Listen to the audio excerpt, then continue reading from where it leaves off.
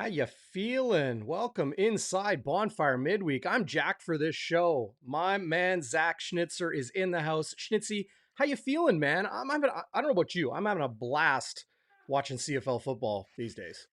It's awesome. Well, I am too, although I'm feeling a little bit insecure. I go on the bye week last week, Yeah, welcome and back, by the way. like you're like, oh, I'm gonna do the show by myself. I guess it'll be okay. Oh no, he brings on Danny Austin, and then he brings on Willie Jefferson. Are you kidding me? And now everyone's probably like, oh, it's Schnitzy's back. Oh, No, great. no, no, no. Gonna be That's what it gonna be another. takes. That's what it takes to fill in when you're away. But you're Is the that what it regular, takes? man. You're the show. I am. I mean, I'm glad you had said that. I am the show. You're right. Finally. But dude, I mean, yes. Thank you. CFL football is really fun to watch right now, buddy. We had a great slate of games and we have an epic week coming up. Can't wait to talk about it. Yeah. Hey, welcome to everybody watching live on YouTube and Facebook and Twitter. If you're listening to the podcast afterwards, appreciate you dropping in. Give us a review in your podcast app. That would be awesome. And if you're watching, hit that thumbs up. Helps out a heck of a lot. We got lots to get to on the show today. And, we're going to go around the CFL. We're going to talk about Daramy-Swaray, the Ottawa Red Blacks, where they are as the Blue Bombers travel for a Saturday afternoon game in CFL Week 6. If you're watching, not listening on the podcast, you're getting the full experience. You got the Week 6 schedule right up there on the screen a little bit later. Zach and I will look back on our picks and make our selections for SIA.com/bonfire a little bit later in the show. What else we got, Zach? You built the show this week. You are the show. You built it this week. Oh, the Oh, blunder. there. We got to talk Well, about we that blunder. we got to talk about the blunder. We got to talk about injuries, depth chart, what the our little friend Darren saw at practice this week. We got to get into our sober second thought. All sorts of stuff to get to, buddy. Yeah. And I think what I am most excited about, and I know you are too, Zach, is we're going to be joined by a special guest in just a few minutes. Hang tight for this guy. His name is Coach Phil. Okay. He's an American, and he has been posting some of the most entertaining, hilarious, in your face content on the CFL on YouTube. He's been doing YouTube shorts and longer videos. He's going to get into some historical stuff too, a little bit of throwback. But man, like I flip through YouTube, I see this dude with just the most exuberance ever in a Blue Bombers jersey going off on the officials and the plays and hyping up Willie and Jackson on the D line and the rest. So I reached out to Phil. Awesome dude. He's going to join us in a minute, and we'll talk a little bit more about his YouTube channel and some of the things he's got cooking. But I think people are really going to enjoy the conversation. Absolutely. And the video I saw today was he was watching the 2009 Grey Cup with the infamous too many men, 13th man for Saskatchewan, and Right? he'd never seen that before. So it was like a first take. It was Can incredible you to watch. He imagine? just he couldn't believe what he was watching. Can you imagine watching that for the first time? Oh my No, God. Uh, yeah, I know Paul Police doesn't forget, and no, that headset's not going to forget no, that anytime. infamous Yeah. shot of him throwing his headset down. Yeah. Another Yeah. thing we're going to do before we go around the league, I want to mention a little bit later, we'll get into Pro Football Focus and their grades. They have graded out every position group in the league, the top 5 players at each spot. So, we're going to talk about some of the Blue Bombers stars that are emerging. If you saw the YouTube thumbnail, he gone McCrazy. Greg has gone McCrazy. That was good, Uh, Darren. That oh, you was like that good. little pun? Yeah. Well, I Yeah. try. I try really hard to get something I mediocre could like tell you that. tried really, really hard, but in this case, it uh, worked. yeah, and we'll talk about Piggy T, Tyrone Piggy. Pigram, Yeah, signing Tyrell Pigram, pardon me, signing with the Ottawa Red Blacks as Daramy-Swaray. Just heartbreaking news over this past weekend, and I think that's probably where we'll start. As far as CFL news, and we go around the league in week 5, it of course, the moment I pull it up, it's on week 6. It started in Saskatchewan, okay, and one of the most dull, flat games to watch. you could imagine in the CFL. And they're relatively rare, but they do happen. And the Saskatchewan Roughriders went into the game 3-1 on the season. Am I right? Yeah. Yeah. And they eke out a win against the still winless Edmonton Elks. Zach, this game saw a blunder of truly epic Oh my God. proportions, something that people have been talking about all week. It was crazy. Well, it reminded, of course, we're talking about the CJ Sims conceded single, which gave Saskatchewan the lead, inexplicably lets it go through the end zone and kind of just lackadaisically jogs to the ball. Mm-hmm. So really the question is, he lost the game for the Elks, I would say. I think that's fair to say. I know that they threw an interception to officially end it to what's his name, Nick Marshall. But Yep. like, what are you thinking there? And then it makes me think: is that something you coach a guy to not do? Like, is that a coaching blunder, Darren? What is that? In my opinion, it's absolutely a coaching blunder. The Edmonton Elks have a lot of problems right now, but when the player is on the field and the game is essentially in his hands, Yeah, and you as a coaching staff have not prepared that player to make the right decision, let alone know the rule, yeah, that's on the coach. Okay, that's ultimately on Chris Jones, but it's also on their special teams coordinator. And at this point, at 0-5 on the year, are the Edmonton Elks really kind of over a barrel? Are they handcuffed? Because the only change they can make at this point, they've changed quarterback like 3-4 times. It was back to Taylor Cornelius, and I didn't think he looked particularly bad, but he's not dangerous. no, The one touchdown that he did throw got called back due to penalty because of David Foucault, the right tackle, on a holding penalty. But Edmonton just finds ways to blow it, and the only change they could make theoretically is to move on from the GM, the head coach, and the defensive coordinator. That's one man, and that's Chris Jones. yeah. I just don't think they can do it. No, and with the coaching cap and the budget there, like, I just can't see them doing it, Darren. Maybe in the off season, but listen, Chris, you talk about being over a barrel. They were, to me, they were over a barrel the minute they decided to run with Taylor Cornelius. I'm sorry, you knew what you were getting. Yes, is there big potential there? Yes, but what he's shown constantly is that he has accuracy issues. Mm-hmm. And you can't have accuracy issues like that in the CFL. It's a throwing league. Yeah. I know he's big and he throws a heavy ball and he can run, but he can't win consistently in this league. And that's who Chris Jones tied his wagon to. Yeah. I think it's inexcusable personally. And I think if I was an Elks fan, I would be steaming mad. So the And Saskatchewan Roughriders keep pace in the West yeah, with a 12-11 win over the Edmonton Elks. The Bombers, of course, we're going to talk a lot more about Winnipeg's 24-11 win at home against the Calgary Stampeders, a game they trailed 11-1. yeah, What resolve, what gut check time the Blue Bombers showed in that game. And of course, Zach, we're going to get to your sober second thought, but quickly, yes, let's do the last two games of the year before we bring in Coach Phil for that conversation. I'm looking forward to the Red Blacks in Hamilton, coming off their first win of the season at home. Well, they go into Hamilton, and early in the game, 12 months to the day, Jeremiah Masoli goes down to injury. In came Crum, and at quarterback, he nearly won the game, tackled at the 2-yard line by Simone Lawrence and a whole gang, what do you call a group of cats? A whole brood of Tiger Cats. a But whole they come away pride with a of Tiger 21-13 Cats. I win. don't know. A what? A pride, or that's Is it a pride? lions, I don't. Well, I but guess that's lions. a, I guess you call a that the BC gaggle, or Lions. that's for geese.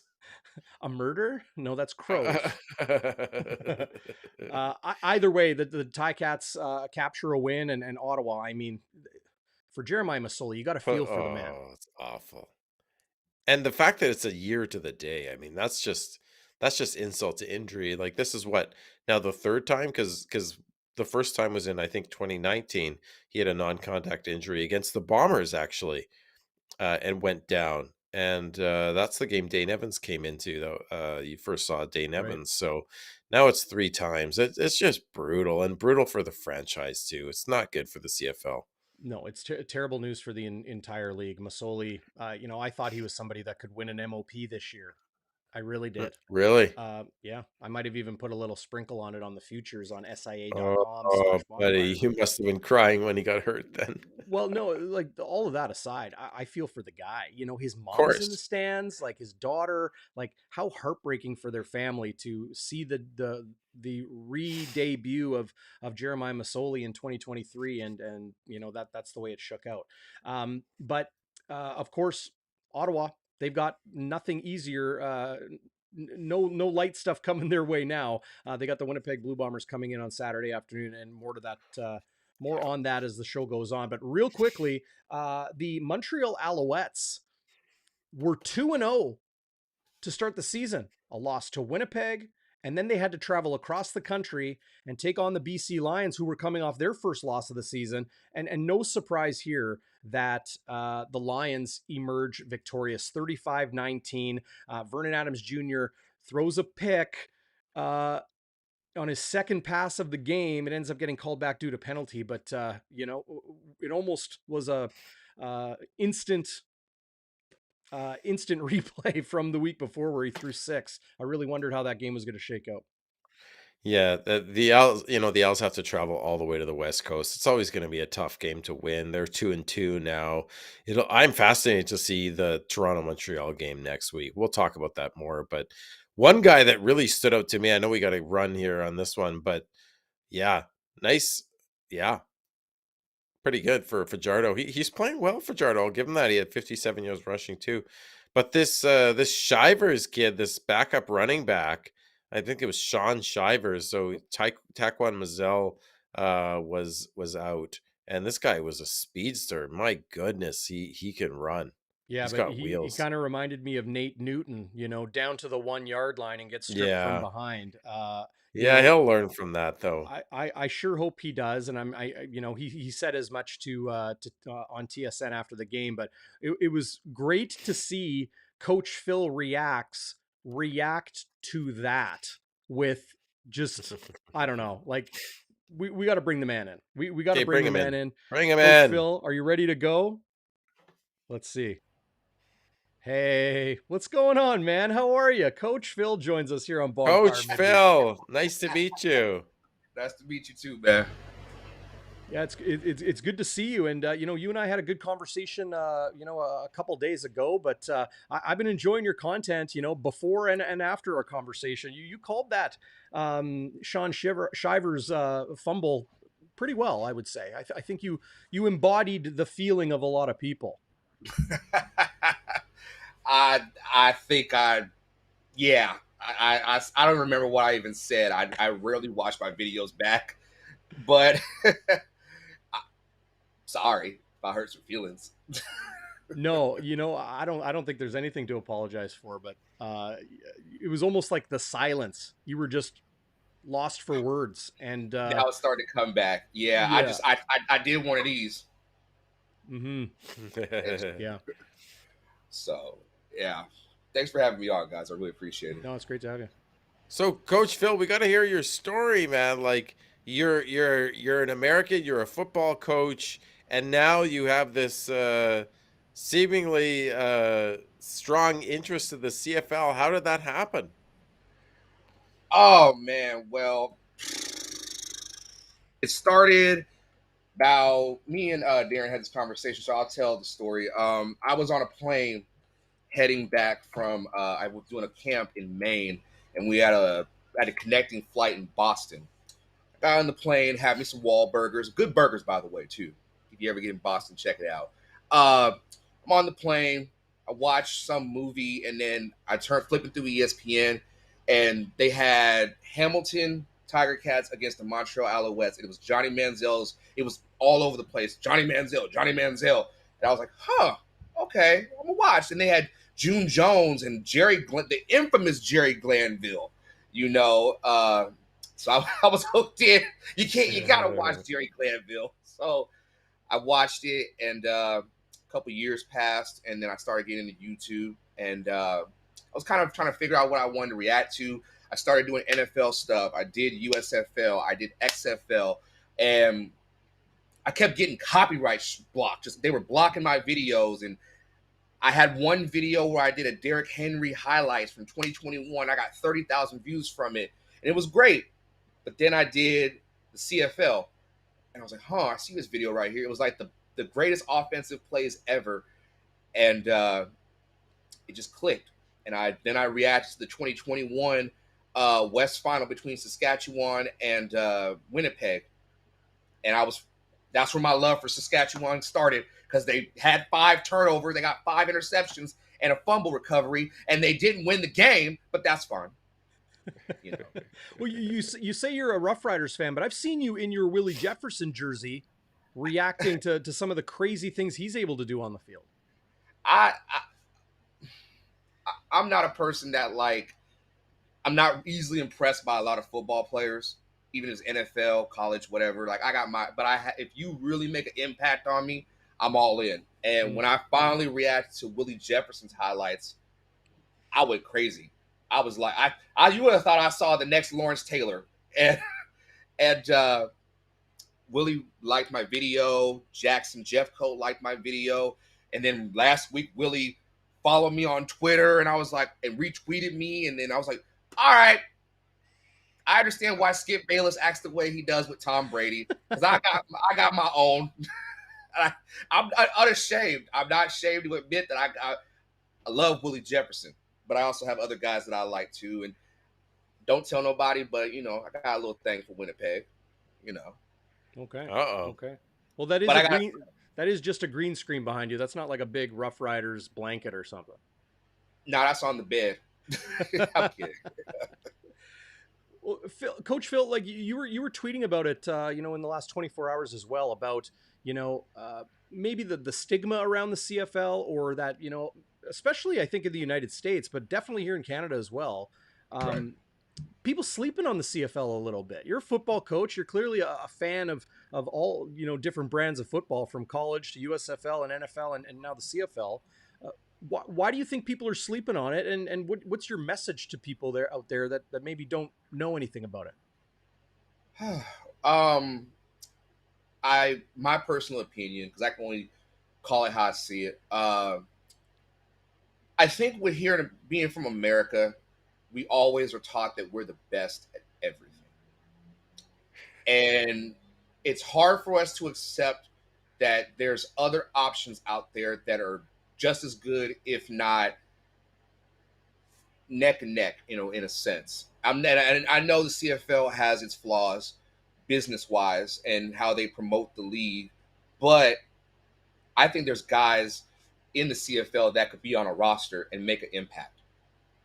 I think that because it's in America, we like different, but we don't like too different.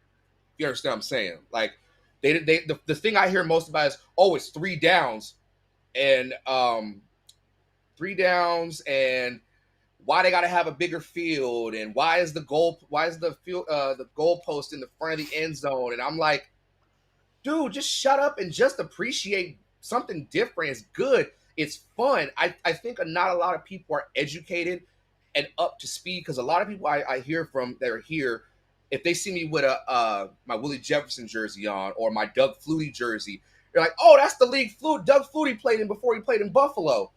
And I'm like, there are a lot more great people in the CFL, current and past. And there's a lot of people that don't know, like Warren Moon started in the CFL.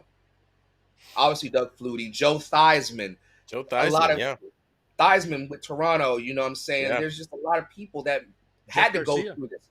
Yeah, exactly. But they don't want to accept different. And that's sad. You talk about some of the differences in the rules, and that the CFL is fun. Are there any rules that you wish the NFL would adopt from the CFL? Coach, when you saw your first difference, how easy was it to pick up on the differences? Is it okay if I answer this real quick? Yeah, of course. The thing I picked up on, the differences was, I love You guys call it waggle. I love the crazy pre-snap motions. Those, oh my goodness, it's beautiful. I Yeah. love, because in college football, you see more of that in college football, and now you're starting to see it in the NFL. But y'all be doing NASCAR with this. It is, oh my goodness, it is beautiful, the creativity of the offensive coordinators to be able to incorporate the waggle and the QB sneaks. But also, I love watching the defense. One of my favorite DCs, Ryan Phillips, shout out to him, BC's defensive coordinator. That man is making magic up there with what he can do with 6 DBs. And he's got, obviously, Matthew Betts, but it's what it is. So to answer your question, I totally forgot the question. Can you say it again? Yeah, no. Like, are there a couple things in the CFL game that you wish the NFL would adopt? Like I would say, obviously, the waggle. Yeah. That, obviously, the waggle. I would think. Can you imagine, like, Travis Kelce doing the waggle? Like, let me tell you something. Let me tell you something. Tyreek Hill doing the waggle. Or Tyreek Hill, yeah. If they incorporate it, they already have the RPOs, they already got all the stuff. But can you imagine that the defense got to be able to use one more extra DB? Can you just imagine that? Like, I would like to see what the NFL could do if they're like, all right, you can have and I watch a lot of arena football too. I would like to be able to see like an Iron Man, like someone that plays both sides, the old school way. But that's crazy. But the waggle mostly. I think your boy Willie Jefferson could be that dude. Played receiver in college, switched to defensive end, cup of coffee in the National Football League, and now Hall of Fame numbers. Just moved into the top 40 in all-time sacks in the CFL as well, which is obviously pretty cool. And Darrin, in the preseason, they had Willie lined up as a receiver, I think on short yardage, which I thought was hilarious. Yeah, it's a nice little fake. Let me just say this before the next question. Willie Jefferson is probably, I've seen a lot of players in my life, but nothing like Willie Jefferson. NFL, CFL, XFL, USFL. I've never seen a player with that much tenacity, fervor, and I always talk about on the channel his motor. If the motor is going, get out of his way. He's not the strong. He's got grown man strength, and he lanky. He reminds me of Kevin Garnett, and Kevin Garnett is one of my favorite basketball players. Willie's just got that mentality. And you got Jackson next to him, my Lord, it's scary. I love this guy. We'll convert you to the Bomber side, or at least I will. Darren's the objective reporter, but I'm the diehard fan. We got to bring you over to the good side, buddy.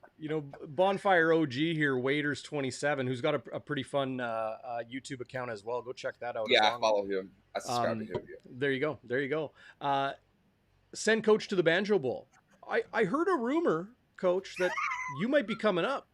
Oh my God. Yes. So I guess I can say it. Yes, I will be coming to the Banjo Bowl. Woo. And I will be coming to the Grey Cup. Oh, okay. All right.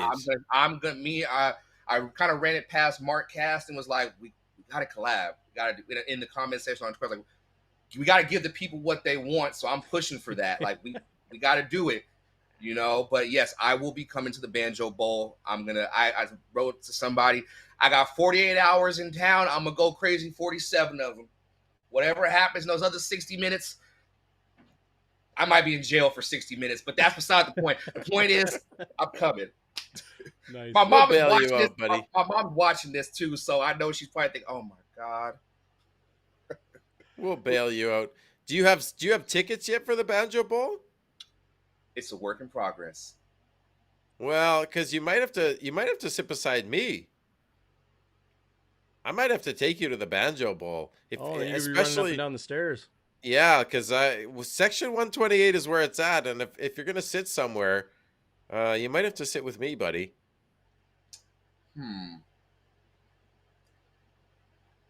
don't know even which jersey I would wear, to be honest. man. Oh, you wear your Jefferson jersey, buddy. Yeah. As Jefferson says, come on down to Winnipeg. That's right. If anybody can hook me up with a chance to meet Willie Jefferson, to me, I'd cry like a little sissy. I ain't gonna lie to you. I'd probably cry.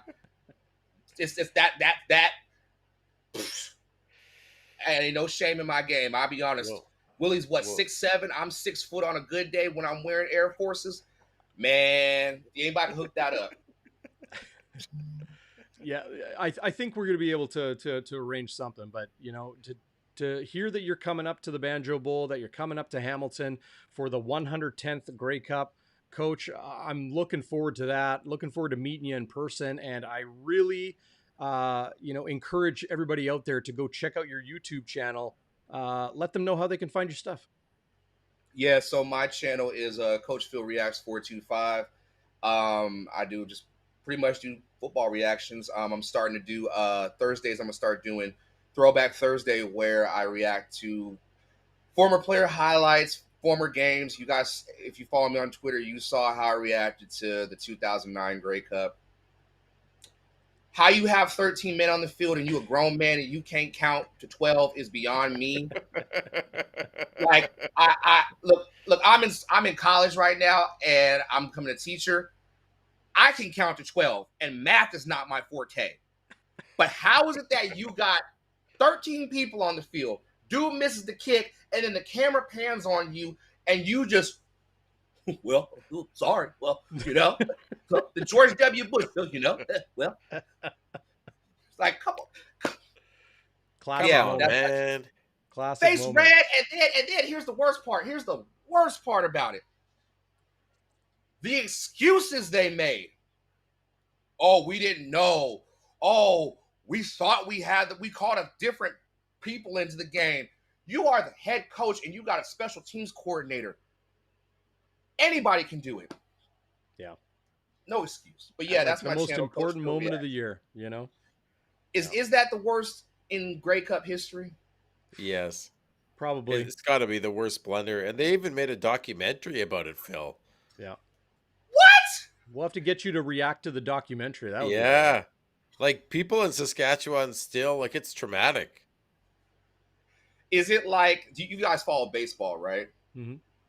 So when the Expos were in, obviously in Montreal, I hear like they got this thing called Blue Monday. Is that, do you guys really hold on to that stuff in Canada? Like the lore, it's you guys don't let go. No. I mean, as a Bomber fan, I mean, you're catching us at the apogee of our existence. Like we're dominant, but for decades, we went 29 years without a Grey Cup in an 8 or 9 team league. Like, Lori, there was a guy, Phil, who wouldn't wear pants until we won the Grey Cup again. And from 2001 to 2019, he did not wear pants. He only wore shorts. Imagine that in our winters, our Winnipeg winters, which is like Minnesota times 10. He didn't wear pants.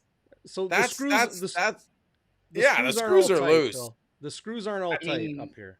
I mean, you said you're a Blue Bombers fan, correct? Oh, I'm an absolute psycho. Yeah. Okay. You guys have your moment too. Do you remember 1996 against the Edmonton, used to be called Eskimos? Do you remember that? Cal Murphy was the head coach. Wasn't that Cal Murphy's last game? And he chose to go with 63-8 or something. Yes, and he chose to go with Kent Austin over Reggie Slack, and then he put in Reggie Slack, and they got beat down even more. Y'all got yours. That's a good memory. I think that was the game. It was really icy out, and they accused Edmonton of wearing like shoe tacks or spikes or something. And the Bombers were slipping all over the place. They sent Gizmo to the locker room and was like, "Oh, they were talking about on the broadcast, like, oh, he might be hurt." No, they think he has spikes in his cleats. You ain't tackling Gizmo, number one, and number two. Why didn't y'all wear spikes in your cleats? That's what I'm trying to figure out. You accusing somebody else? Gee, do something. You know what? That's for another time. Coach Phil, loved chatting with you the other day, and love chatting with you here, and really happy that we get to kind of give you a little bit of traction on some serious CFL football fans here in Canada. If you want to follow Coach Phil Reacts on Twitter and on YouTube, you can find links to those in the description below. Thanks again for this. I sure hope we can talk before you're up here for Banjo Bowl. Anytime, man. Just let me know. Awesome. Just promise me your Jefferson jersey, the blue one, because there's a green one you could wear, but no, the blue one. I want the one with the W on it. That's what I want. But there you go. They sold out, and before I go, I have to tell it. I ordered the jersey, right? I ordered the specific jersey. They lost it. They sent me 2 more. My daughter has one. And her nickname, because my daughter's built like a linebacker, she's built like me. I call her Ray Lewis, because every time she walked past me, it feels like Ray Lewis hits you. Oh. Like, Daddy, why you call me Ray? And I'm like, you want me to call you Willie? No. Okay, then. Might have to call her Biggie. See? We'll talk. We'll talk. Yeah. Thank you for having me, you guys. I really appreciate it. Yeah, you bet. Thanks, Phil. Nice to meet you. Cheers, bro. Take care. All right, take it easy, guys. Coach Phil Reacts 425, I think, is the handle on YouTube. But like, click on his shorts, and he does the vertical videos, like, the 1 minute vertical videos, like reacting to all different types of stuff, blunders, great plays, just all types of stuff. It's super entertaining. And when Willie Jefferson started retweeting him the next day, and I'm like, I've seen this guy on YouTube before. I reached out to him, and really glad he had some time to join us today. That's awesome, Darren. Way to hook that up. And I'd love to see him react to some Milt Stiegel highlights. Yeah. Wouldn't that be something, eh? Like someone on the chat said that. Yeah. Like the 100-yard, 110 yarder, 109 yarder. Oh yeah, that would be incredible. Yeah. No question. Or you know what? The Ryan Smith video game glitch catch. Oh yes. Yes. Someone just tweeted that a few days ago, because I think it was the anniversary of that catch. Yeah, Phil rocks. I think I'd love to sit with him at Banjo Bowl, although I usually take my daughter, so that might not go over well, but we'll figure something out. No doubt. And there's Coach Phil Reacts 425 right there on your screen, so you can find him on YouTube. He's in the live chat right now. See y'all at the Banjo Bowl. You bet, Coach. That was an awesome conversation. So we went around the league, Zach. Let's get into the details on the Winnipeg Blue Bombers, of course, and very noteworthy week as they returned to the practice field on Tuesday, and then practiced again today, being Wednesday, ahead of that business trip to Ottawa on the weekend. But we saw a bunch of guys that have been on the 6-game injury list for a long time back practicing, including Winston Rose at boundary corner. And that moved Demario Houston over to field side corner. So Abu Daramy-Swaray, I think when Winston is ready to go, he, being the rookie ADS, will probably come out of the lineup. Jamal Parker, Michael Shea told me he'd probably be a little bit longer before returning than Winston Rose would be.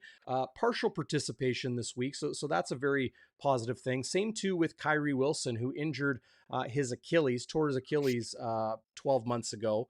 Partial participation, running around, kind of a cool moment at practice on day one where he did some change of direction drills. And, because he stayed in Winnipeg this whole time, all throughout last season and this season as well, morning, noon, and night being at the facility with all the guys, when he's doing those change of direction drills, all of his teammates cheering him on. That's and awesome. Happy for him, because, it's a long time coming. No Janarian Grant at practice on the injury report with an ankle. Very scary thing when he did that kind of jet sweep, receiver handoff play last week, and went down in a bit of a pile, and people didn't know if it was his wrist or his shoulder or his knee or his ankle or his foot. It's listed as an ankle. So who's returning kicks, Zach? Who do you want back there? Well, before I get to that, I want to ask you, so those guys that came off the 6th game, is it true that they're not eligible to play this week? They have to They have to wait till week 7 to play. Is that right? They can play, but you wouldn't get the salary cap savings, But right? they're already off the 6, aren't they? No, no, Oh, they're they're they're still in the on the 6th game. six. They're just practicing. Yeah. So Oh, okay. when you're placed on the 6 game injured list, it's that you're going to miss a significant period of time. It does not lock you in, right? Right. They can take you off. They can take you off early, but if they take you off early, it becomes a bunch of 1 game injured list listings, right? And you don't Yeah. get any salary cap savings. If you spend the full 6 weeks on the 6 game injured list, then your salary does not count against the Right. cap. So someone like Winston Rose, that's a good savings that the Yeah. Blue Bombers will have. And you Mike can only Miller, pull what? Mike Miller, Kyrie Oh, Wilson, yeah. those guys have been on the Yeah. 6 game. Big savings there. That's not why they're on the 6 game, but it is the benefit because they're not able to play. The rule is that if you're on the 6 game injured list, you cannot practice until 4 weeks have gone by. And when 4 weeks Okay. have gone by, you can return to practice and Yeah. then come off after 6. If you come off early to practice, like say Jackson Jeffcoat did this year, Yeah. no salary cap savings.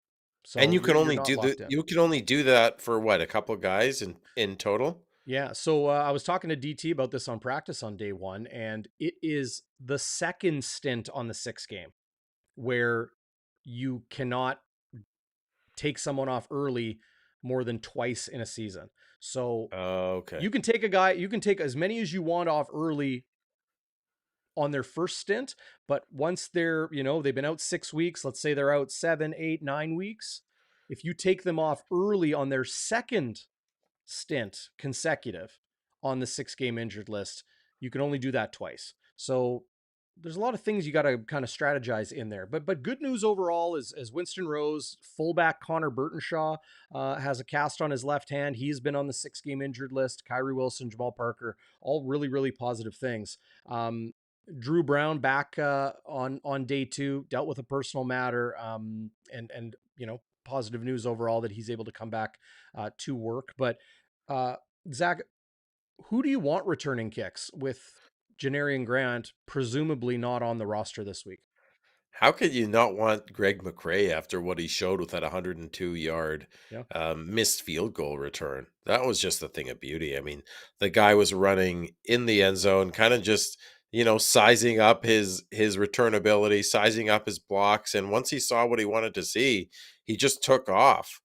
It's too bad he wasn't able to get the touchdown. He kind of ran out of gas. It makes you really appreciate what Janarian Grant could do and the incredible tank of energy he is.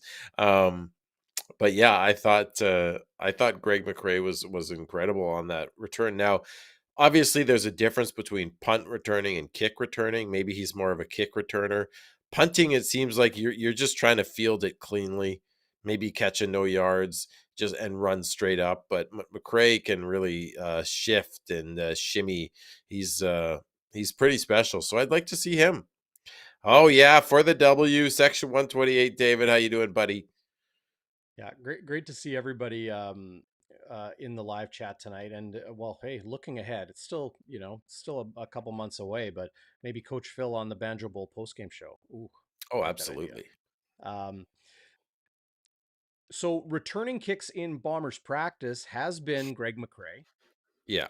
also Demario Houston, Nick Dembski, Abu Daramy-Swaray, Brad Muhammad, the practice roster defensive back, and Rashid Bailey. So there's options there. That's the good thing about, well, the Blue Bombers particular roster construction. I mean, football is, what more can you do and what have you done for me lately? Everybody's going to be able to find somebody on their team to return kicks.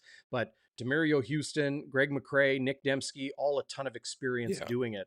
Well, in McRae's case, I mean, not a ton of experience. He didn't even return kicks in college, but playing running back, playing wide receiver, and doing what he has done in his short, impressive what he's done in his short period of time in the CFL. So that's kind of who we're looking towards. Jackson Jeffcoat, still, banged up this past Yeah. week, but he was really, really good.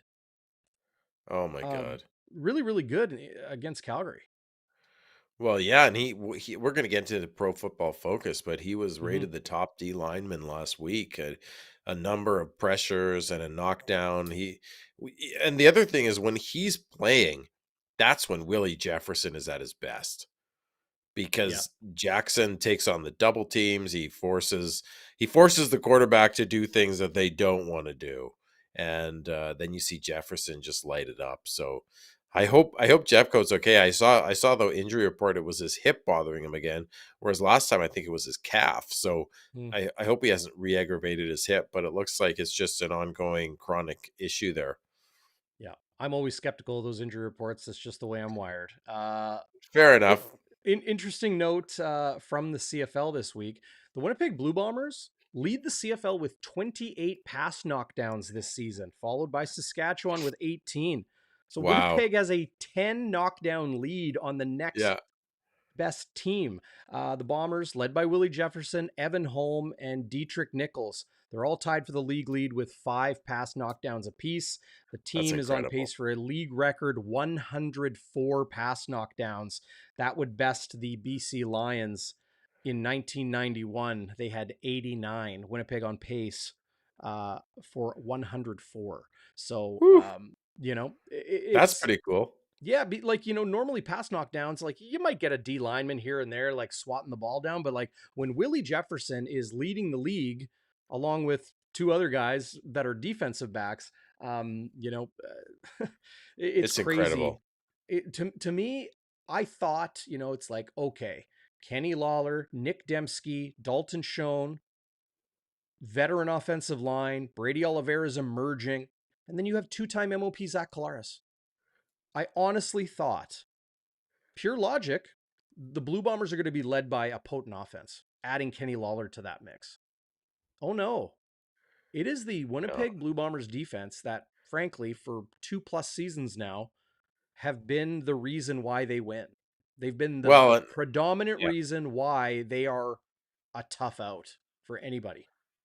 Well, and I think you could look at someone might say, "Oh, what about the Grey Cup last year? They lost." Well, listen, the defense, they were missing Jeffcoat, they were missing Houston, they were missing Kyrie Wilson, they were missing some players. If 25 those points. if those guys are playing, I think we win the Grey Cup. But anyway, in the last 2 games, we've allowed 14 points. So this defense is trending up, buddy. They're Yeah. they're crazy good. And if you put Rose in there and then you slide Houston over to the field side corner, you've got your halfbacks and Holm, who's incredible find this year, and Nichols, and then Brandon Alexander. I mean, if you have that starting umbrella in the back five, wow. Yeah. Plus you Well, have and Jeff Goat and Jefferson, you Biggie. mentioned Dietrich Nichols. Hat tip to Ted Wyman of the Winnipeg Sun, who wrote a Yes. great piece on the human tarpaulin, my term, not in Ted's article, maybe thankfully. But great piece. Go check that out on the Sun website, or I think it was in yesterday's paper edition. But Yeah, it was really good yesterday, piece. the Ted Wyman. It was a great piece, and just one thing that really jumped out at me from that article was how smart Dietrich Nichols is. And it just gave me pause because I don't often think about smarts um as usually think about athleticism or whatever, or hard work, film study, but it even goes beyond that for Nichols. He knows what the opposing offense is doing immediately. Like as soon as they come out of the huddle, he knows what they're going to do. So then when he reacts, he's always in the right spot and he's always there right on time. And that you just can't necessarily teach those smarts. My man Don in the live chat tonight. What's going on, Don? Great seeing you at the game the other day. Everybody out there, if you haven't yet, just go give a thumbs up on the YouTube video. It's super easy to do that. Um, Wanted to mention. Oh gosh, what was it now? Well, do you want to get into the Pro Football Focus stuff? Yeah, let's do that, and then I'll do the sober second thought. Okay. Well, you know what? Maybe we'll do the sober second thought now since we're talking about the Bombers game. Well, we might as well, I guess, if I'm still Sure. sober. I'm not telling anybody what's in my beautiful cup from Sandy, but It's clear. I'll just tell you that. Anyway, Oh, so my sober second thought, as always, I've got a question, concern, and a crazy good moment. My question is, um, how good can McRae be filling in for Janarian Grant? Like, Janarian Grant is easily the best returner in the CFL, and you'll even see that in the Pro Football Focus rankings. But I think if McRae is returning kicks, I mean, this guy is just shown that he can do it all. Like, he's kind of like a Nick Dembski, Darren. He's a Canadian Army knife. He can run. He can take the top off of defense. He can, play the short game, coming out of the backfield. So I think McRae is going. I think we're going to be fine. He's not Janarian Grant. I mean, nobody's Janarian Grant. But my question is, how much of a step back will we take with McRae returning? I don't think we're going to take too much of a step back. What do you think? the way I look at it is you you have a kick returner, and if they're able to break one, that's a huge, huge boon, right? Like that helps. Those seven Yeah, points help.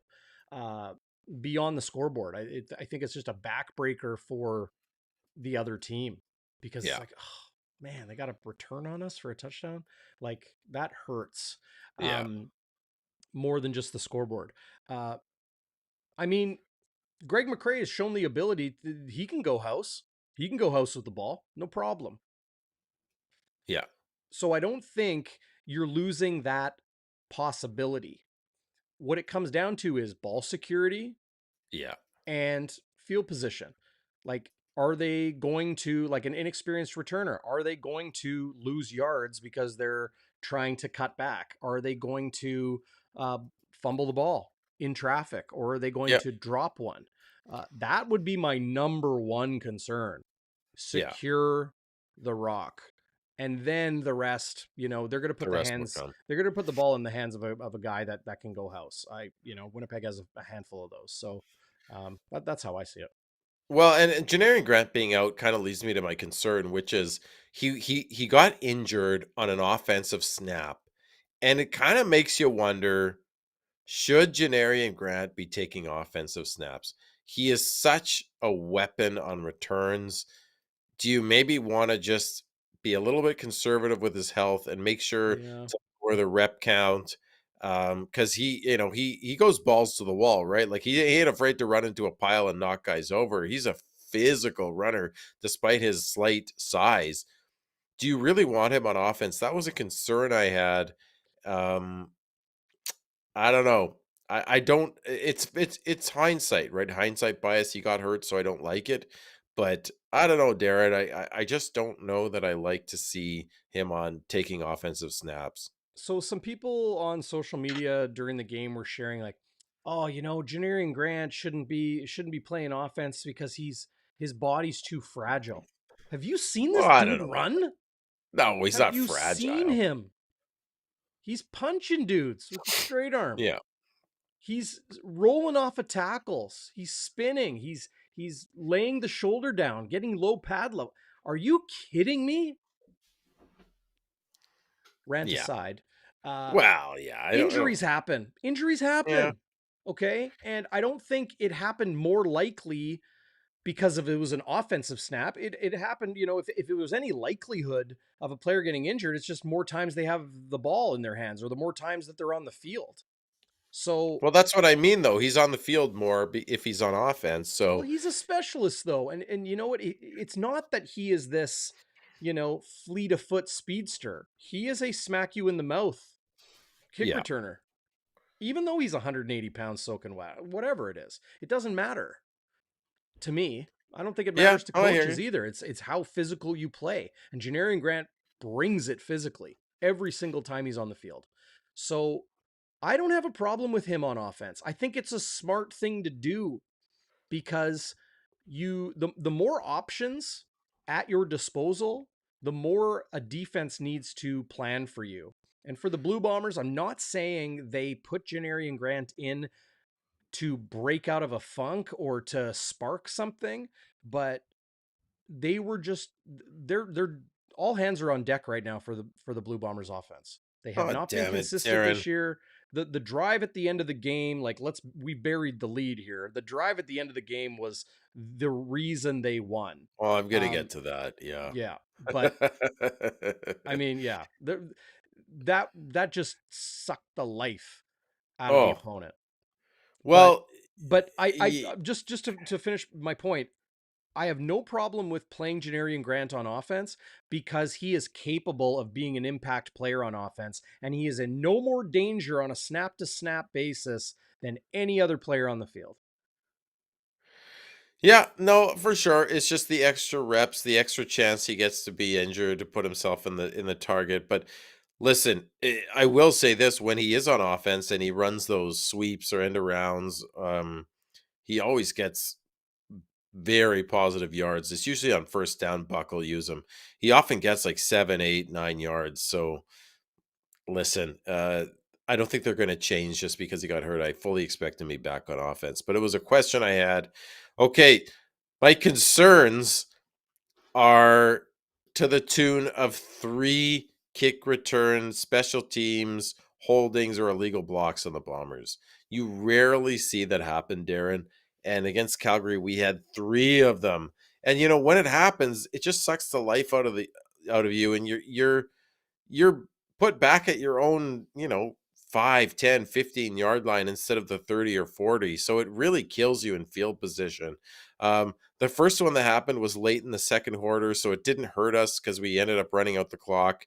There was another one at the beginning of the third quarter. It put us back on our 18-yard line, and on second down, Zach was sacked. So Calgary had amazing field position, but we were saved by the Houston interception in that point, right? So we kind of we were given a mulligan on that. And then there was another one early in the fourth quarter. There was a hold by Beeksma who came in, a linebacker, Canadian, which mean that we had to start off at our 7. But the ensuing drive, despite it being from the 7, is my crazy good moment, right? I'll talk about that in a second. It's that long drive. But listen, like, we were bailed out all 3 times on taking those penalties, but that's not always going to be the case. You can see teams that take those kinds of penalties, they're always backed up um, on their own side of the field, and it can hurt you. But the crazy good moment, buddy, we all know what we're talking about. Even though we had a penalty on the return, started at our 7-yard line, put together a 15-play, 96-yard drive with 6 first downs, accounting for 9 minutes and 43 seconds, buddy. It iced the game. It just killed the Stampeders. It hobbled them. It hobbled the horses. And that was it. That was it for the game. I couldn't believe that drive. We just kept looking at each other in 128, like David and the boys, and like what happened to the fourth quarter? It's over. Yep. From like from 1450 something all the way down to, like, I don't know, 4 minutes left or 3 minutes left. It's crazy. Yep. I always enjoy your sober second thought, your oh God, why can't I talk tonight? I don't Yeah, know. your something crazy and your concern, appointment viewing. It is appointment viewing, but stop taking penalties on those returns, Bombers. You never do that. You did it 3 times. Stop it. Yeah, that's a tough one. What is not a tough one, and I think we're gonna have to get Coach Phil into the building. Shannon's Irish Pub. Ooh. Never a tough one at Shannon's. It's easy street. Go check them out. 175 Carlton Street. Jets and Bombers game day specials. Every Jets game, home and away. Every Blue Bombers game, home and away. Drink specials, food specials, and the game on the screens. 21 beers on tap. Outstanding food, including the wild boar and venison burger with a blueberry compote and smoked cheddar. Must order when you're at Shannon's Irish Pub, 175 Carlton Street. Just a quick Greg McCrae jet sweep down the street from True North Square. You had the wild I boar and had venison burger, Zach. How was it? me and Slaughter had it, and it was even better than the company, which is saying a lot because it it was great. He's great company, that Mr. Slattery. But we both just sat, like, we stopped talking to each other and we just sat there quietly, just savoring all of the different tastes in that burger, all the different parts of the palate got stimulated. Oh, Oh my God, it was good. That's more of an after dark comment. What am I doing maybe. here? Yeah, maybe. But Um, one of the best burgers I've ever had, buddy. Like, yeah. honest to God, No, so good. they're awesome. And if you enjoy this content, be sure to support us through our sponsor, Shannon's Irish Pub and Eatery. Really good food. Like, go check them out.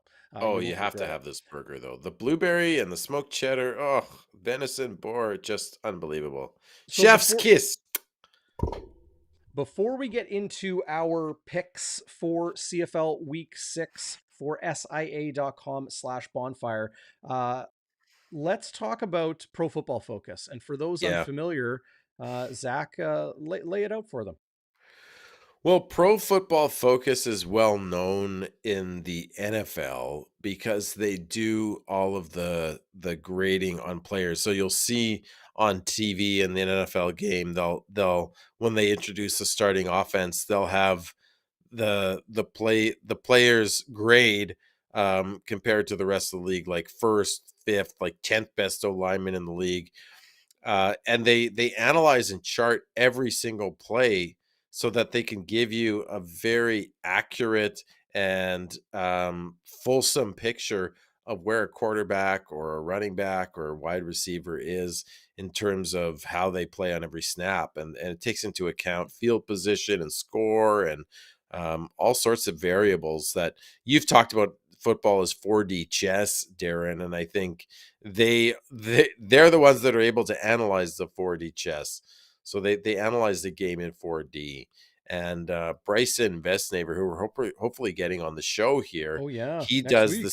CFL for Pro Football Focus, and is doing just amazing work so that we can see, based on advanced stats, who really is the best center in the CFL. Yeah. We'll get to that in a second. He's got the top 5 highest graded players at every position in the CFL so far as we hit the quarterish mark of the season. And of course, 5 weeks down, we have got, we've got 16 to go. But, for a lot of teams, the Toronto Argonauts have had 2 buys. The Bombers have not had a buy yet. They've still got 2 games before their first buy. But, hey, the schedule is what it is with 9 teams in this league. Interesting to see how the quarterbacks shake out in Pro Football Focus's overall grading of quarterbacks. No surprise, Zach Collaros' overall grade of 85.5 leading the way. The league average 66. Any names on here or things jump out to you, Zach? Honestly, it's Cody Fajardo, the year he's having. If you would have told me at the beginning of the year that he would have been the 4th best quarterback, I wouldn't have believed it. I think we both thought, and many people thought, that Montreal would really struggle. But especially given how Cody was run out of town in Saskatchewan, and he still had the same OC basically in Jason Moss. But he's playing well. And then, of course, Chad Kelly is basically a rookie and is second there. Kudos to him, because there was a lot of hype around him, but you always Mm-hmm. wonder, is the hype bigger than the actual what you're going to see on game day? It seems like the hype was for real. It's well deserved. Yeah. What I found interesting is here's Zach Claris's rushing grade of 67.3. Cody Fajardo, known as a running quarterback, Yeah, oh, yeah, 67.7, about the same. yeah. No kidding. That is Uh, fascinating. Here are the running backs, and there's Brady Oliveira, number 3, with a rating of 79.6. Dedrick Mills, who has been in the starting lineup for the Calgary Stampeders since 2022 rushing champ Kadeem Carey went down to injury, leading the way. Right there is AJ Ouellette, just a half point behind him. Taquan Mizell there at number 4, and then James Butler, the Hamilton Tiger Cats, with an overall grade of 72. But Pretty much how I would almost expect it to shake out. I knew a Calgary running back would be up here. Ouellette, man, he really emerged last season. Yeah. But I look at Brady's passing grade. He has the highest passing grade of all the receivers, or all the running backs, rather. Yeah. And that's pretty cool to see. Yeah. And no surprise in the Buck Pierce offense that, No. and especially with the receiving chops Brady has displayed in his short, still budding career. Wide receivers, or the outside wide receivers, not the slot backs, as Bryson Right. clarifies for likely Americans unfamiliar with the CFL. Austin Mack of the Montreal Alouettes with an overall grade of 72. Canadian youngster Sam Emilus, people remember, 3 touchdowns versus Yeah, the I'll Blue remember Bombers, that. is the second graded. Tevin Jones of the Saskatchewan Roughriders also very highly graded as well.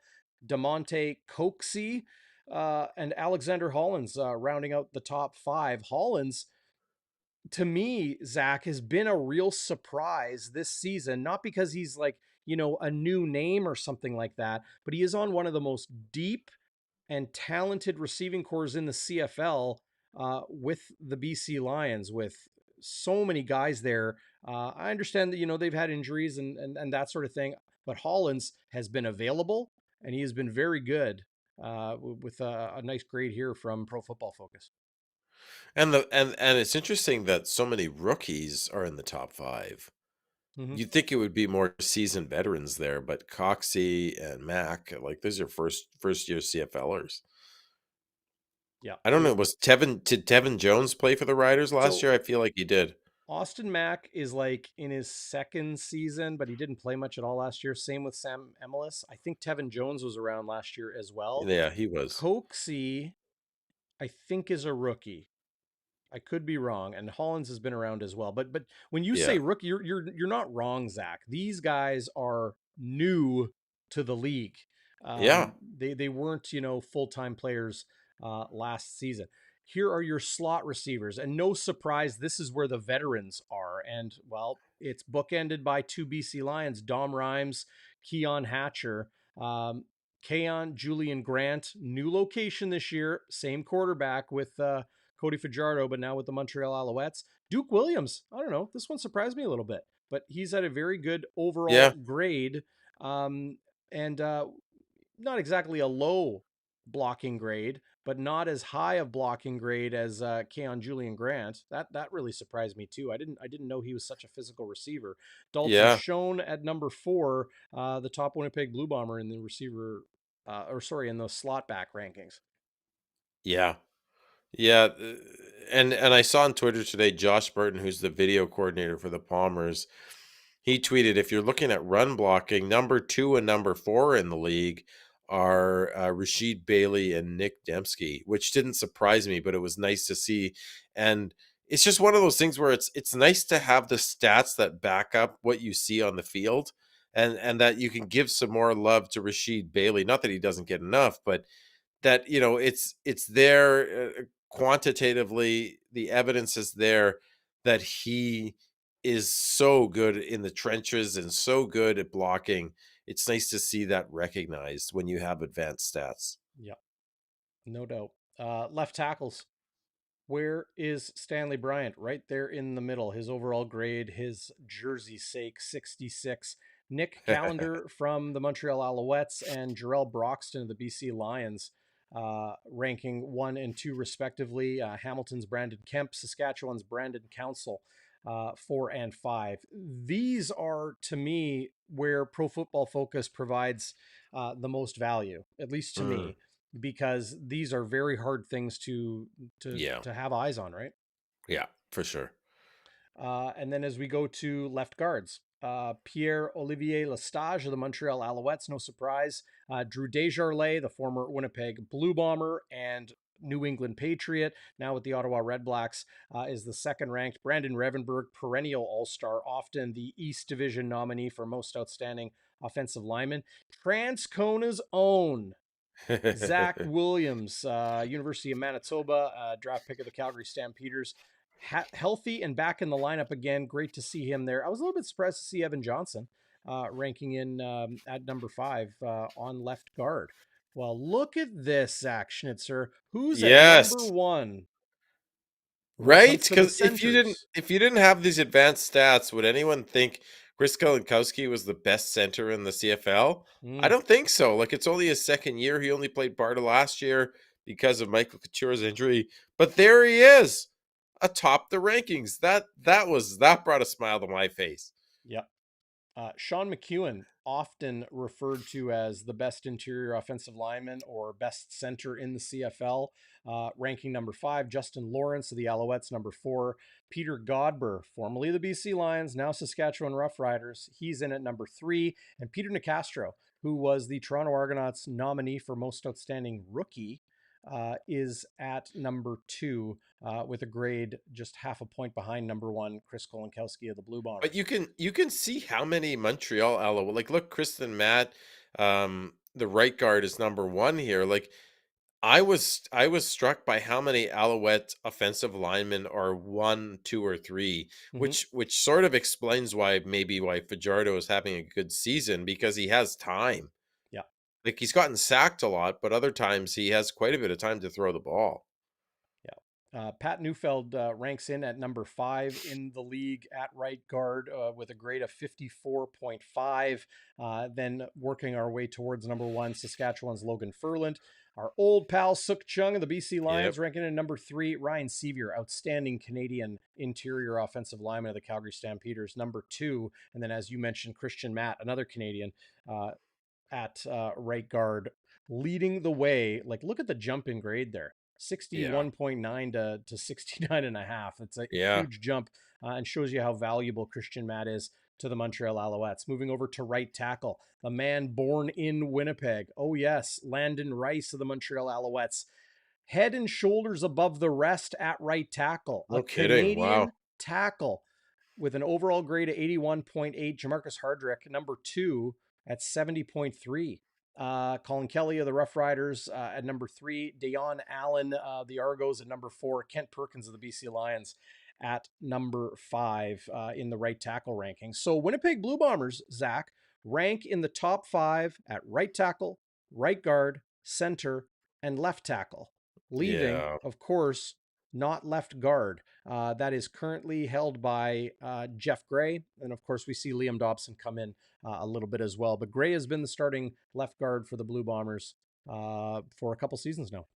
Yeah. That didn't surprise me. I've seen him struggle here and there. Not that I can really account for all of his plays. It's hard, as you said, it's hard to track offensive line performance, but Mm. I've seen him struggle a few times. Moving over to the defense, as Pro Football Focus has them ranked, interior defenders. So this would be your interior defensive line: Josh Banks, Dwayne Hendricks, Jared Brinkman, Thibaut Debailly, and Mustafa Johnson, ranking 1 through 5 respectively.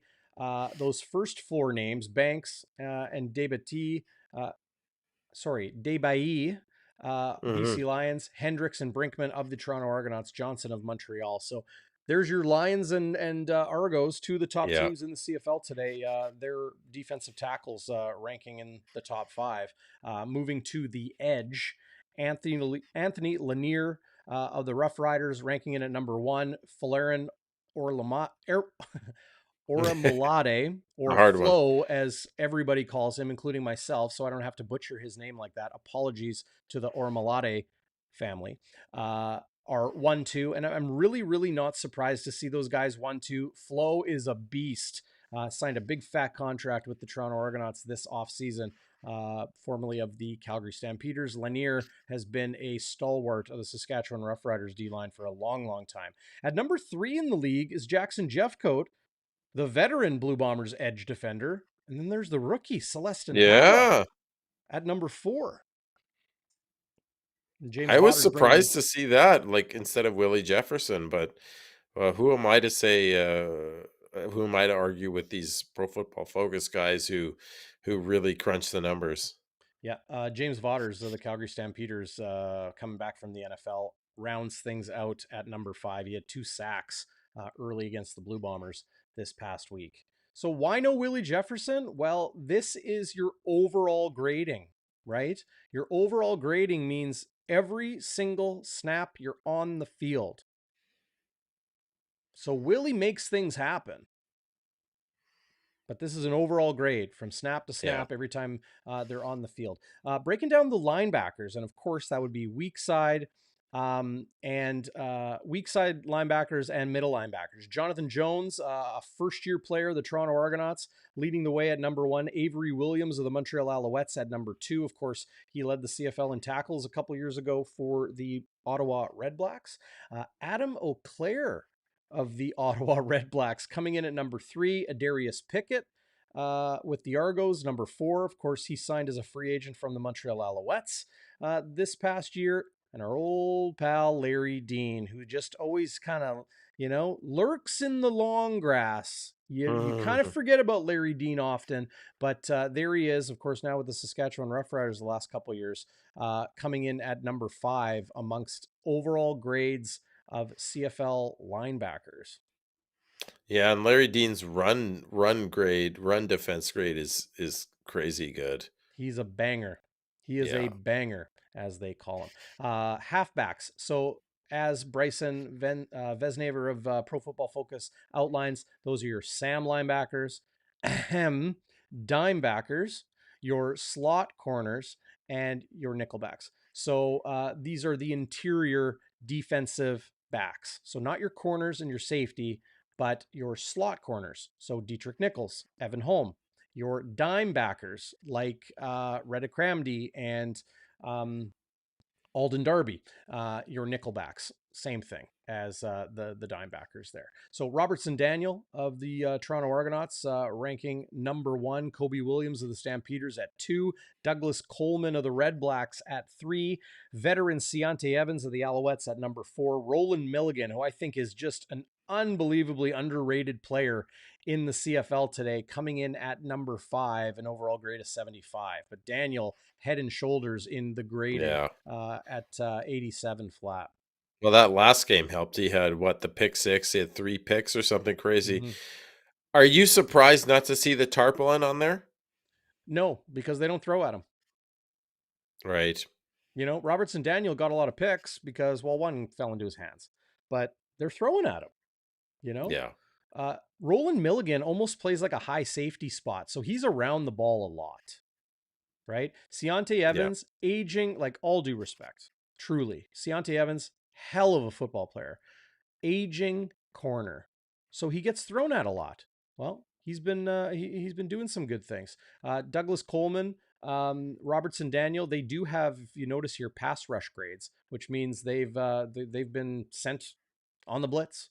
Which is interesting to see as well. So here is your boundary and field corners, respectively. Nick Marshall, the former NCAA quarterback, now with the Saskatchewan Roughriders, coming in at number 1. Hakeem Bailey of the Red Blacks at number 2. Gary Peters, just one of my favorite DBs in the league, of the BC Lions, coming in at number 3. Quantez Stiggers of the Toronto Argonauts at number 4.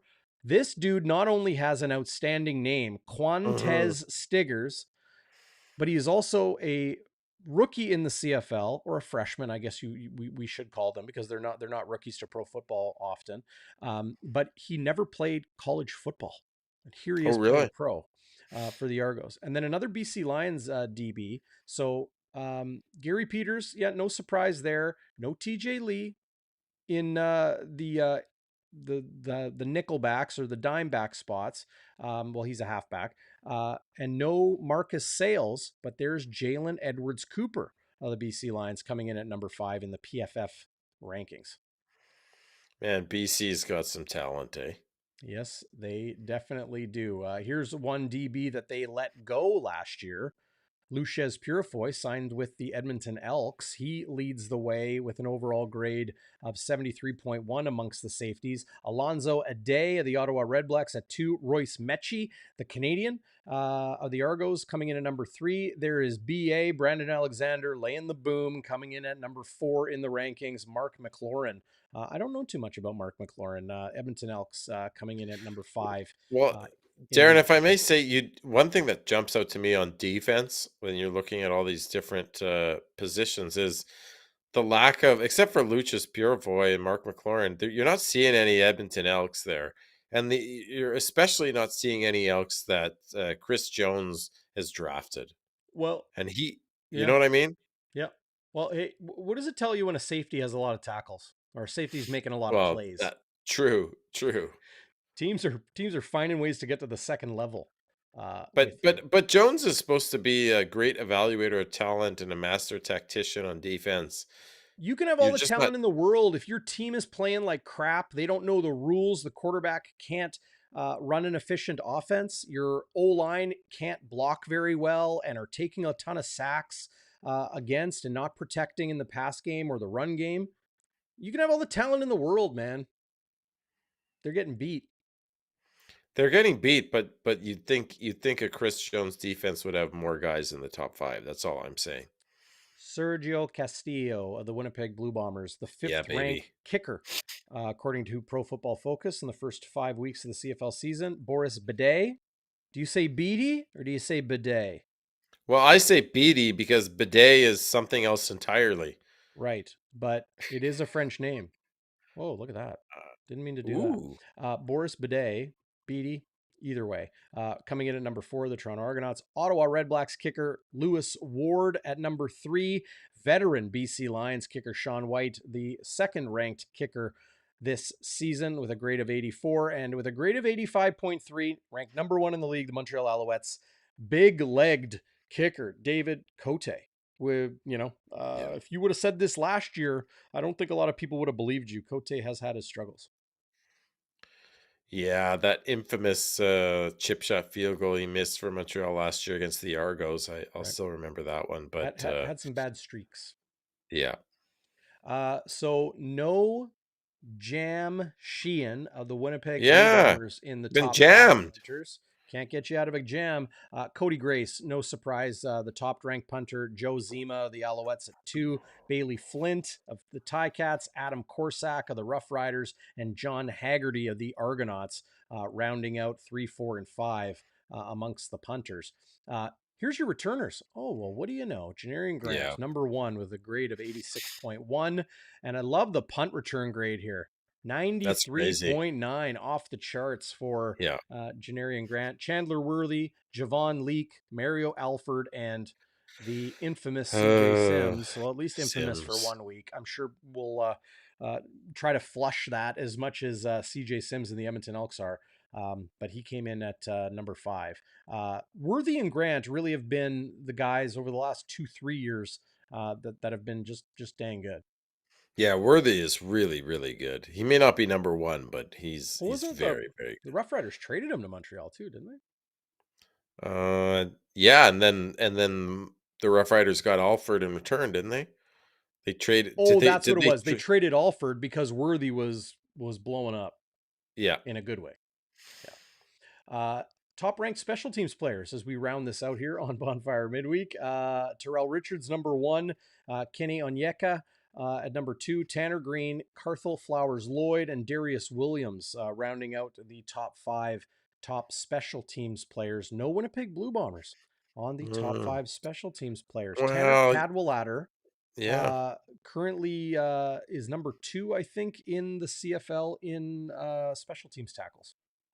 Well, and you'd guess Mike Miller would be up there if he was If he healthy. was healthy. Yeah. Yeah. Yeah. But interesting to look through those and, take a look at how Pro Football Focus is grading things out. I really do wonder, as somebody myself who has a vote for the Football Reporters of Canada for CFL awards, CFL All Stars, those sorts of things, Division All Stars, League All Stars, um, how much my fellow voters and even myself, I don't know, are going to put this, take this with merit and how much it'll factor into things. Well, how much? Yeah, just to put you on the spot, Darren. Before we get to our big, exciting picks here, like, to what extent would you put that take that into account?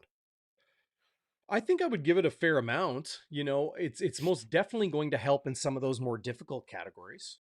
You know, even kicker sometimes is tough because you can take percentage, but then you can also look at like distance kicked, and I look at, like for everybody out there that's a fan of the league, you know,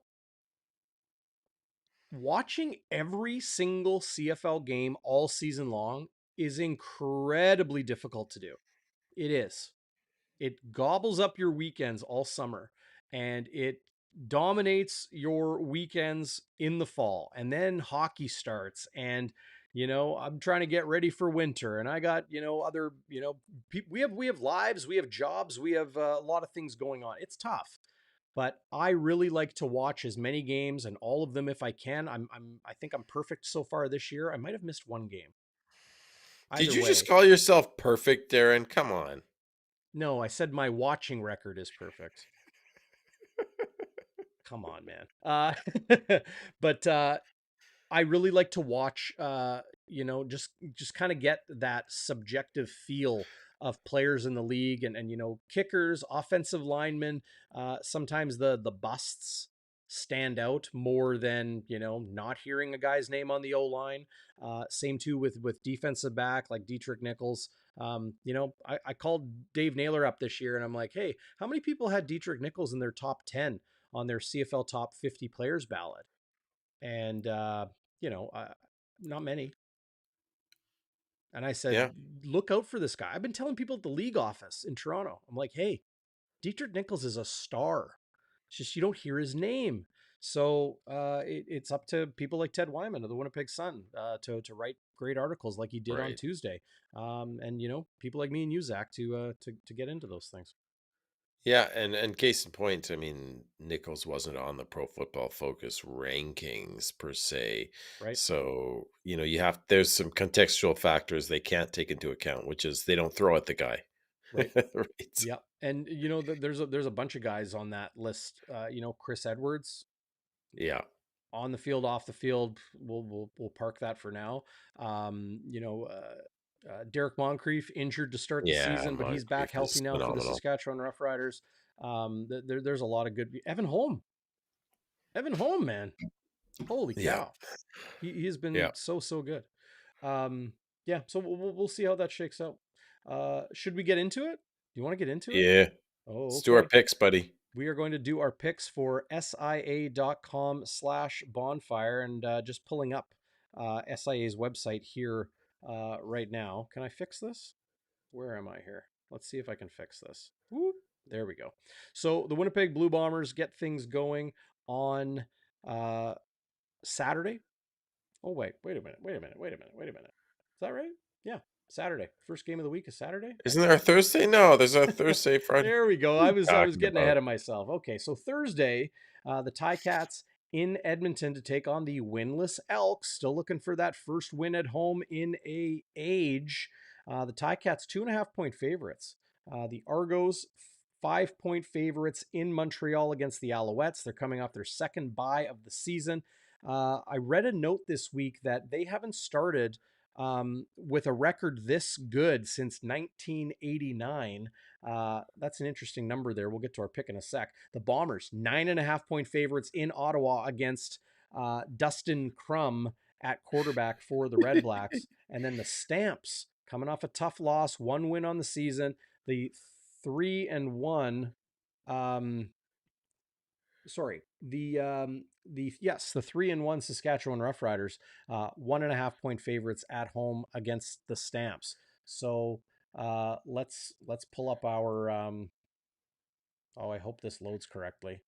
It's Oh, there it is. Okay, so there's There our you go. picks for SIA.com/bonfire. And last week, Zach, you took the Bombers to cover 8 and had 2 units on it. You hit. And the Rough Riders you took to cover 7. They only won by 1, so you lost a unit there. So you net out a point this week. I continue to hang out sub par, which is not good in this sense. Not golf, that's for sure. I took the Red Blacks to cover, I took the Red Blacks +2 and put a unit on that. Lost there. I picked BC. Is that right? You Yeah, picked BC to win by 7? that's right. Yeah, I took BC to cover the spread, and they won 35-19. I had 2 units there, so that gets me back to -1 on the year. So you're still leading the way by 3 Woot, woot. Units, Zach. Now lay out your picks for this week and why you like them. Well, I think Winnipeg at 9.5. It's a big number, but but I sound like a teenager. I think Winnipeg covers. I honestly do. I think Ottawa's struggled, especially with Dustin Crum showed a few good things. Right, he can run with the ball.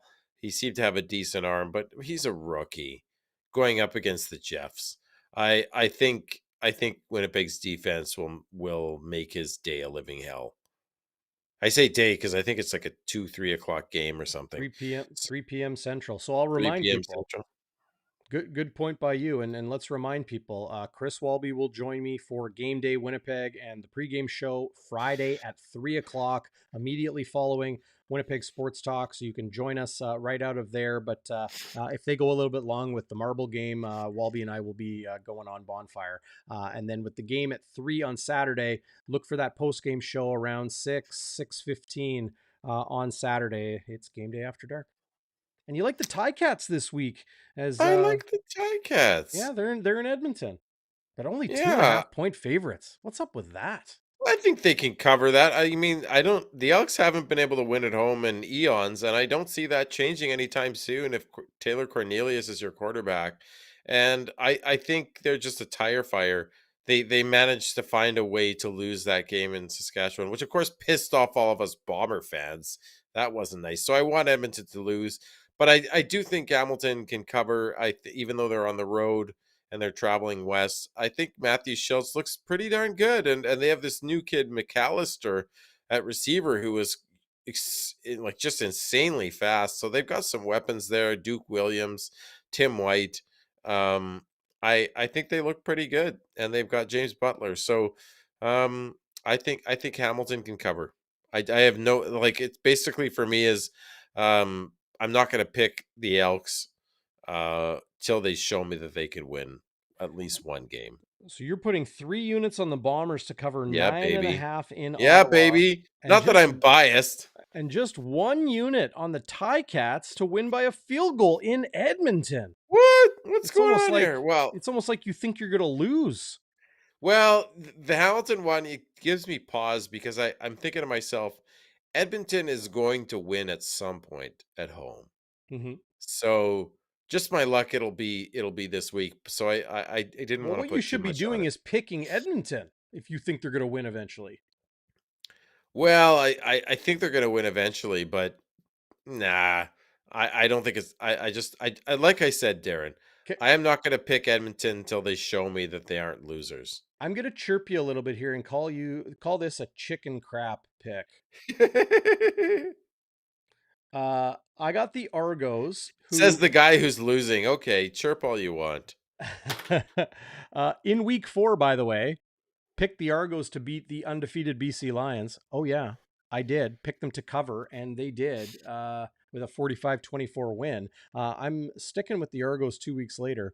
I think they will win by 5, if not more. Coming out of the bye week and in Montreal. I just think, Montreal was 2-0. Now they're 2-2. It's a downward slide. Maybe they'll be able to put up a fight, but the Argos are firing on all cylinders right now. They're healthy and look really Yeah, good. I almost want to make it 3 units on this game. You know I what? think you should I'm going to. change it. Done. You So saw even it if I here, made the folks. even if I made the 2 unit bet on SIA.com/bonfire, I went and threw another unit on it There right you go. there. And then the Calgary Stampeders, like, look, their season is on the line. I even said that prior to the Winnipeg Blue Bombers game. And they looked really good early. 7 carries for 76 yards and a touchdown had Dedrick Mills in the Yeah, first quarter against the yeah. It Bombers. scared me. Let me tell you. Yeah, but the Stamps just couldn't put their foot on the Bombers' throat, and they just No, couldn't do it. But I think they will this week. They are in Saskatchewan on Saturday. That's the Saturday night game. So this game will be happening while we're doing game day after dark, even though it is still quite sunny that time of day in the summertime. But just 1 unit on the Stamps, and we'll see if that 4 unit wager this week, Zach, can get me back into the positive here. Listen, if Winnipeg doesn't beat Ottawa by 10, Whoop. what are you doing there? Oh, I don't know. I'm Don't just mess getting. with the formula. I'm getting. Are you Yeah. giving yourself points here? That's what it's Look saying. at Error, this. I error. don't even know Stop what I'm cheating. doing. What am I Stop doing? cheating. I What don't is know. What are you J16? doing? What does that even mean? It's a cheat code. Probably. It's a cheat code. Probably.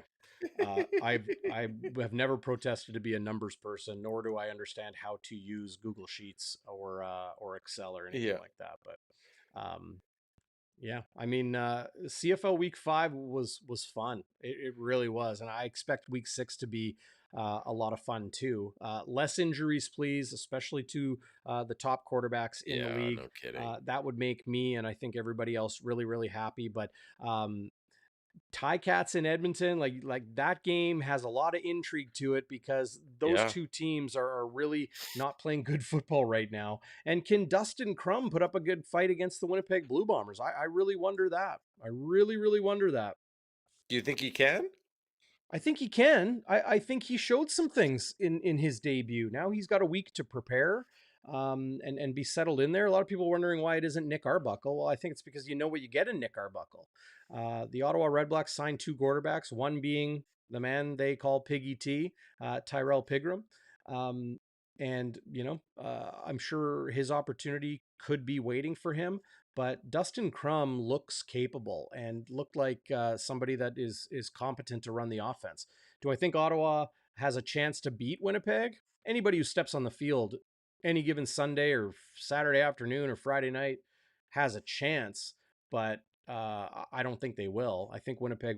I like your pick. I like that you're putting three units on the Yeah. Bombers to score to win by 10. I like it too, and now you're starting to scare me with talking about Dustin Crum being capable. What are you talking about? No, he's playing the dark side defense. He's gonna get lit up. No, I think he'll be able to do some things, and they don't have a whole lot of film on him, so he might surprise them with something. But I just think you're throwing a pretty raw rookie quarterback against one of the best defenses people have seen in a while.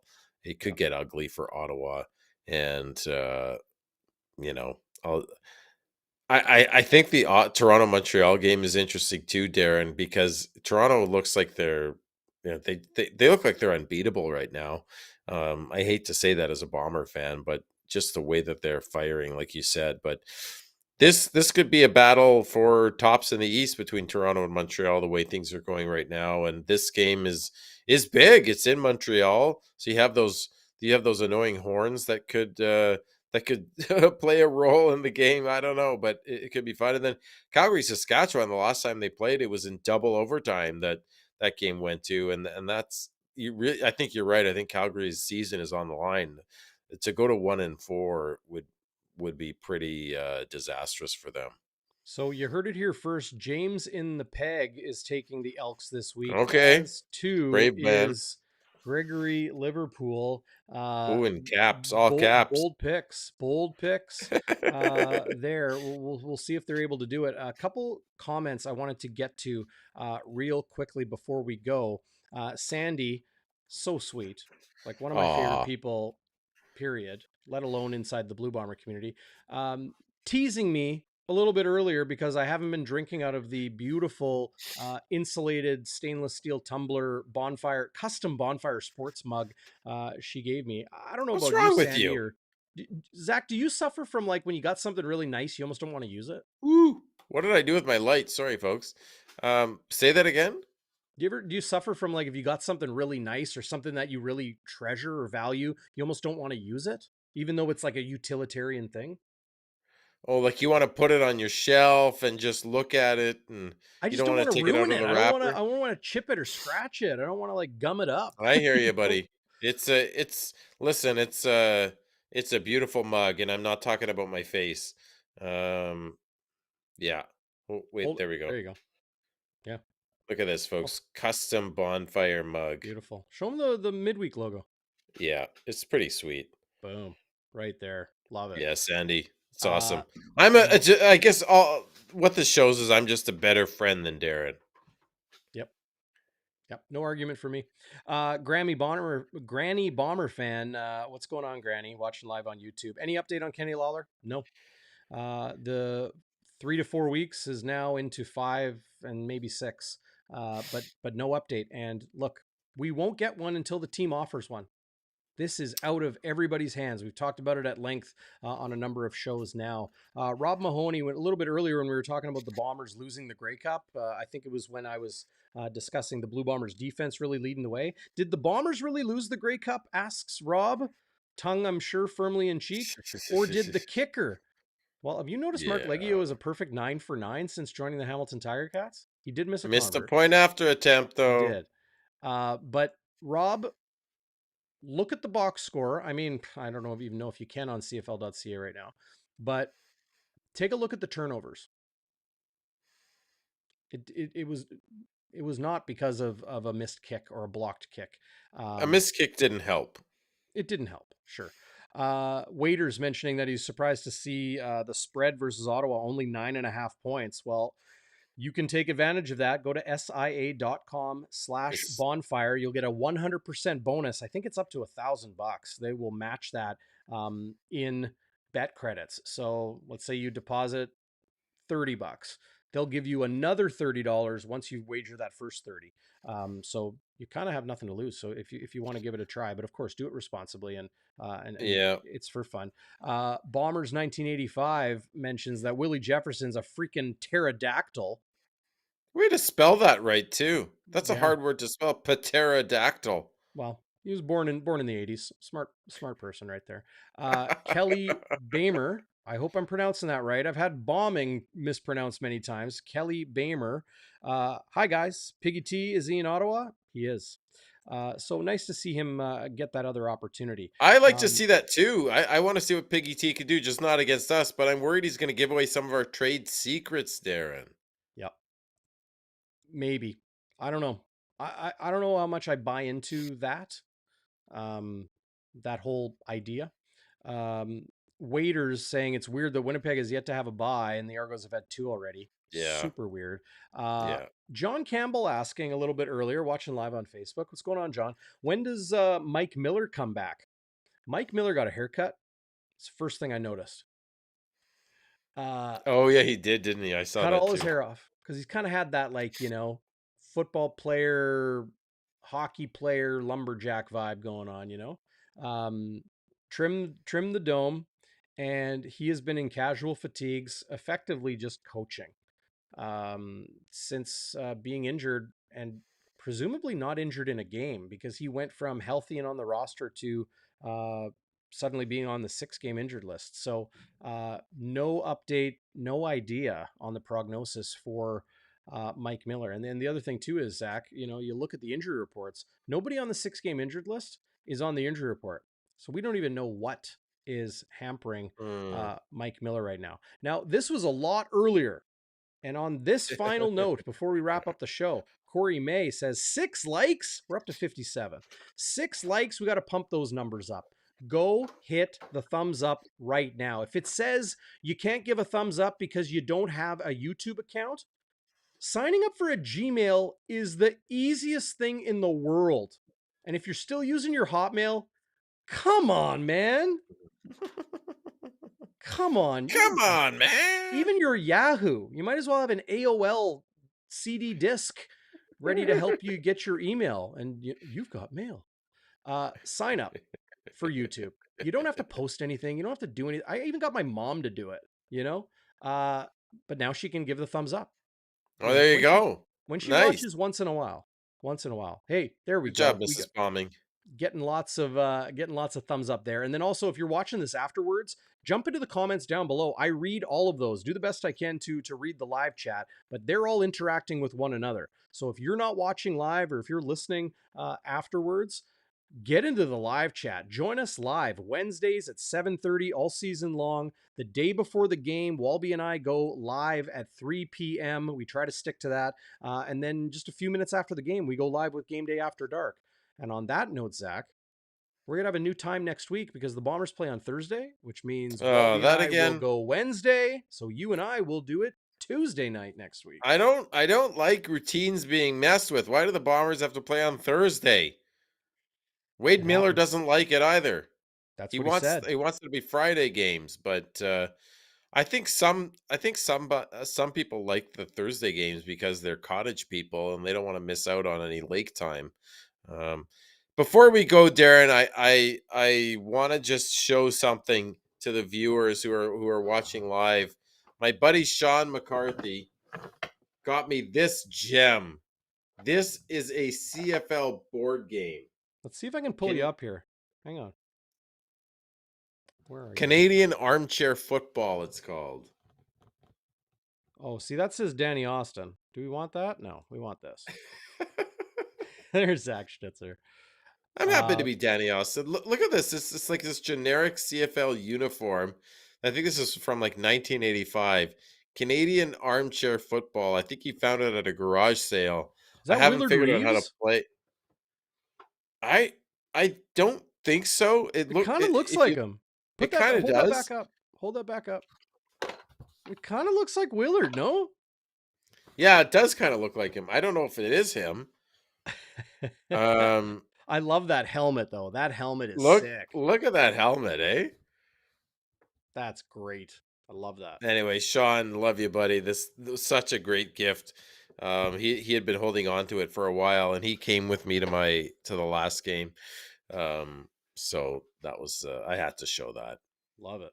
Love it. Before we wrap things up, support us by supporting our sponsors, Shannon's Irish Pub and Eatery, 175 Carlton Street. You can find them online, shannonsirishpub.ca. Check out their menu, check out their drink selection, check out their theme nights throughout the week, karaoke, all different types of stuff going on. And then, of course, Jets and Blue Bombers, game day specials, home games, away games, no matter what. When the team's playing, they've got drink and food specials at Shannon's Irish Pub, including 21 beers on tap and many of your local microbrew favorites. You got to check them out. Love it down at Shannon's. Final word to you, my friend, as we wrap up this marathon edition of Bonfire Midweek. Whew. There's so much to Yeah, get to. there was so much to get to, and awesome of you to get on our special guest, Coach Phil. We're hoping to get on more special guests. That was super fun. Do I have a final thought? I mean, did I even have an initial thought? I mean, do I have many thoughts? Not a lot of thoughts, buddy. Um, they're hard to come by for this guy. But no, I'm excited. I'm excited to see the game on Saturday. I don't like the early afternoon starts because it's hard when you've got kids to justify getting away for the game. It's hard to make it happen. But I'll do my best and pop on to post game as usual, Darren. And I look forward to you and Walby chopping it up tomorrow. No, not tomorrow, Friday. Mm-hmm. That should be fun. See what the big man has to say about Ottawa. Does he give them any bigger chance than I do?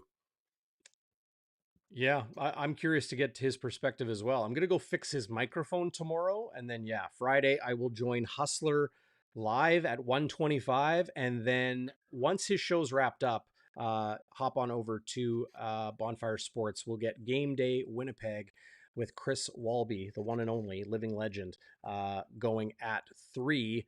And join us live. Should be a ton of fun. So fixing his microphone, does this mean you get to go to the lake?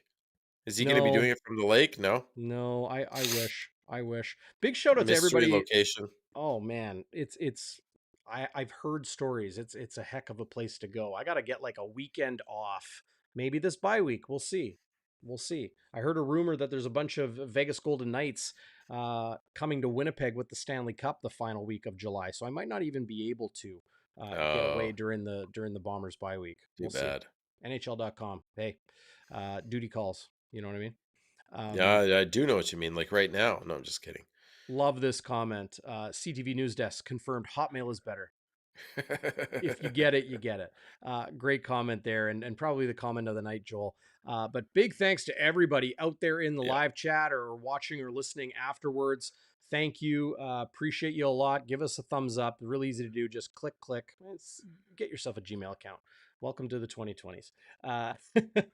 And of course, Coach Phil Reacts. You can find his Twitter and his YouTube page in the video description below. But give him a sub. Go check him out. It's a heck of a lot of fun. Willie J likes it, so you should like it too. All right, Zach. Great seeing you, brother. Sayonara, everybody. Best name today that I saw in the chat was Barkleton's McBark. I think that's a very good name. So keep it coming, Barkleton. Love it. All right, everybody. Sayonara, everybody.